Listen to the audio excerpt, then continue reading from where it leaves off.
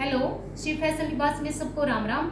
आज देखो जी, करेब का कपड़ा है और ये हैंडवर्क का ही काम है, एंटिक वाला। ये देखो, आप इस वर्क की फिनिशिंग देख सकते हो। ये सेंटर में 3 लाइनें आएंगी। ये देखो, आप इस काम को कम या ज्यादा अपने हिसाब से भी करवा सकते हो, या तो सिंगल 2 लाइनें बनवा सकते हो या फिर एक एक और डलवा सकते हो। और करेब का ये फैब्रिक का बॉटल ग्रीन कलर है। और ये देखो, इसकी बाजू का काम रहेगा। ये भी सूट रेड तैयार है, अगर किसी को चाहिए तो। ये देखो, ये इसकी बाजू का काम है। पौनी बाजू बनवाओगे ना तब भी बहुत अच्छा लगेगा। एक दूसरा सूट और दिखाते हैं आपको। ये देखो, ये ऑर्डर का सूट है भाई, जूट का कपड़ा है ये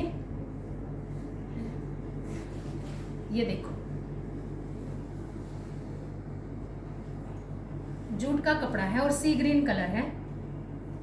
ये देखो, ये इस पे चौक बने हुए हैं। आप इसमें गोल्डन और सिल्वर दोनों काम मिक्स है।